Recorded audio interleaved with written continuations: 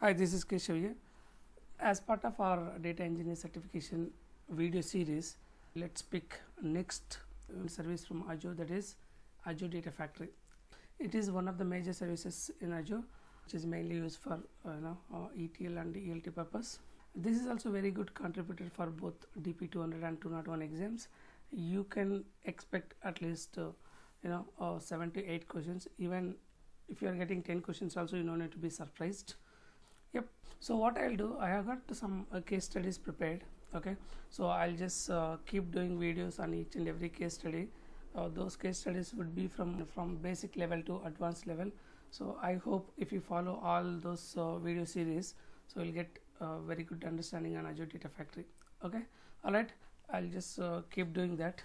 So in this video I wanted to speak about some important roles. So those are mainly related to data. Okay, these are very common roles in any cloud computing. Okay, so apart from this there are many other roles, but just I wanted to speak about only those major roles. Those are related to data. So let me just give you some business flow. I'll let you know where these roles will come into picture, where data engineer come into picture, and where data analyst will come into picture. And if you are trying as a data engineer, what would be the expectation when you are trying as a data engineer? Let's see where these roles will come into picture. All right, okay, before if you are watching my video for first time and you haven't been subscribed yet, do subscribe for more videos from my side and Power BI and on Azure. All right, let's get started. Okay, let me just take you guys into MS Paint. So here I'll try to draw something to make you clear on business flow, and make you clear on each and every role that I listed out here. All right, you might be already knowing that, but still before getting started with ADF, I wanted to start from scratch. Okay, just assume our business is getting data from different sources like Excel files, text files, even from SQL Server. Could be it is on-premise SQL Server, or maybe Azure SQL Server also, Oracle DB. Then assume we are getting even data from Hadoop, from in the form of JSON files, or even in the form of XML files. So lot many. So you can expect any of these sources. Even more sources can be expected, but I think these are enough for now. Could be from any of other cloud computing also. Okay, so just assume that we are getting data from multiple sources like this. Business has got many queries, like they wanted to understand their business trend, how their business is doing compared to last year, and this year how the business trend is, whether it is going up or coming down, how each product is doing, and in which area our business is strong, in which area our business is very weak. So if business has to understand in all the directions, what we have to we should analyze our business data in all the directions. Whatever the data we analyzed and what are the outcome that we got through our analysis, what we'll do, we'll produce in the form of reports, and by using those reports business can make a decision. That's how it works. If you take BI, likewise, just assume we are just getting data from all these sources and loading into Azure ADLS, Azure Data Lake Store, and just assume on top of that we are just building data warehouse, that is Azure SQL Data Warehouse. Just assume here we are getting data from all these sources, right?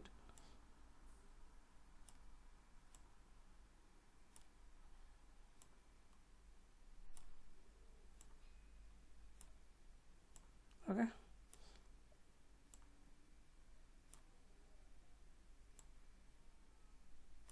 okay, fine. The service that we're gonna use to load the data from all these sources into ADLS is ADF. Okay, Azure Data Factory. By using Azure Data Factory, just extracting data from all these sources and loading into ADLS as is raw data from all these sources, right? So once we load it into ADLS, just assume on top of that data we are applying some business logics and transforming, and finally loading into the other database, that is Azure SQL Data Warehouse. So there we are just assume we are just building data marts like facts and dimensions and loading loading the data from ADLS. Okay, here the service that we use to transform the data from ADLS and load and build our data marts is ADF. Here also we are using ADF. So now we have got complete transform data in data warehouse. Okay, our data warehouse is nothing but a central repository where we have complete data of our business, right? So on top of that, what we are gonna do, we gonna perform some sort of analysis by using service that is Azure analysis service, right? The data which is there on data warehouse, on top of that data we are performing some sort of analysis by using Azure analysis services, right? So here what we're gonna use, we're gonna use AZ Azure analysis services. Okay, so we analyzed, what we'll do, we'll produce the reports. Here for developing reports we are using Power BI service to generate the reports. Okay, we can directly generate the reports from Azure analysis services Cube. This is Cube here. Okay, so now either you can generate the reports directly from Cube, or you can even generate the reports from data warehouse directly. Okay, so if you want to generate directly from data warehouse, definitely we need to write a lot of TSQL commands. And if you want to generate the reports directly from Cube, of course, as it is tabular model, so you need to write DAX queries to pull the data and generate the reports with Power BI. Alright, now if you look at traditional BI, right, this is how it works, right? So now on the data which is there in data warehouse, we can do predictive models either through ML or DL. Even we can perform some artificial intelligence as well. Alright, so if you compare the traditional BI and data science, through traditional BI what we'll do is we'll analyze our current and historical data, and we'll find the trend of our business, how our business is, if you compare yesterday and today, and last month and this month, last quarter and this quarter, last semester and this semester, last year and this year. So likewise we'll compare and we'll analyze our data, and finally we'll produce the reports, right? That's how we do by using traditional BI. Okay, whatever it is the trend, if you compare to last year, if our business trend is up this time, we'll report that. So if your business trend is down, also same thing will report, right? When you compare data science and traditional BI, so data science also same like BI, it will work on data, but what additional we'll get, of course, so there are many advantages, many things we can do through data science, but so I'm not going deep into them. But when we compare to BI, what more we can achieve through data science. So data science will tell you what made you to get the trend, whatever the trend that we reported through BI. So your data science will tell you what enables you to get the trend. If you are showing our trend is up compared to last year, okay, so through data science we can understand that what made your business to get the trend. Okay, if your trend is down, again we can identify through data science what led your business to get that downtrend. Okay, so through data science we can identify that what exactly impacted our business to get the current trend whatever we reported. Okay, so and also through data science, right, you can also identify what could be our business trend in future. Okay, so that also we can achieve through data science. All right, so apart from this there are many, but for instance just I given couple of examples. When you compare to BI and when you compare BI with the data science, what more we can get, what we can achieve through data science, I think it's clear for you guys. So through BI we can analyze current data or historical data, and we can report current state of our business. Okay, but through data science we can identify what factors impacted your business to get the trend. Okay, and also we can predict what could be our future trend, maybe after 1 year down the line, after 2 years down the line, what could be our business position we need to feed complete data of our business by doing deep analysis on our historical data of our business. Data science can predict what could be our business position in coming year or coming 2 years, or maybe after 5 years or 10 years down the line. Okay, so that's how your data science will help you to get predicted models developed. For instance, I given one example, that is future prediction, but there are many things those we can do with the data science. I'm not going deep into them. Okay, all right. So what are the outcomes that we are getting from our predicted model? So either you can directly report through Power BI reporting, or you can deploy them to web service as well. Okay, we can also deploy them to web service. So this is one flow, loading data into ADLS. From there you building data warehouse.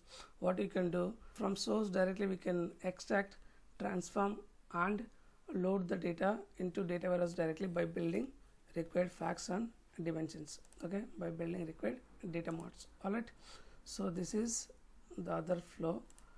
You can directly load the data into a data warehouse. All right, okay.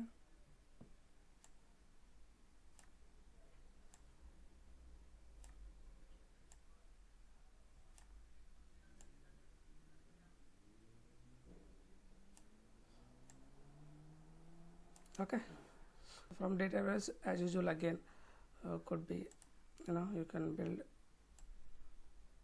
you can use analysis services to analyze the data.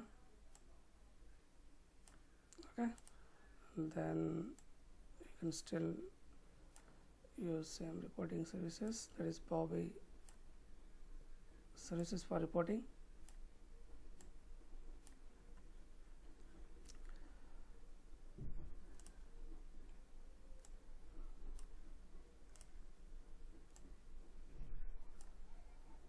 Sorry, I could be wasting time in drawing all this, instead of drawing before starting video itself, but I didn't want to do that, because if I do on the fly, that will be easier for you to understand. That's why I'm just doing on the fly while doing video itself. Okay, fine. Now here again, or ML DL. Okay, of course AI also.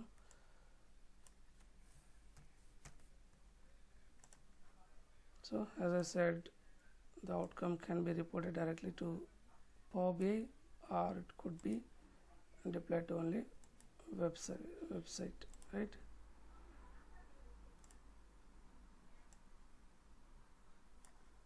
Okay, this is second flow. So now let me just mark the roles. Now this part, whole part, right? Okay, let me take different color.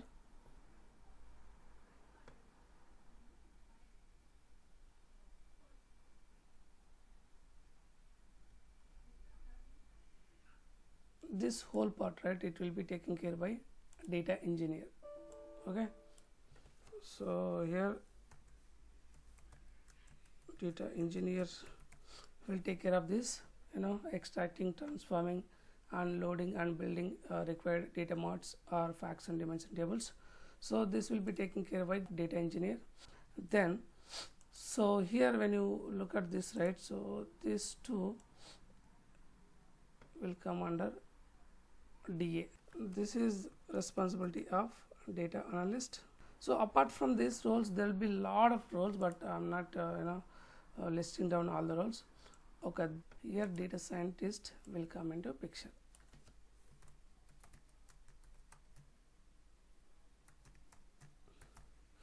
So as you all know that data scientist, you should be very strong in statistics, you should be very strong in maths, be very strong in data analysis also.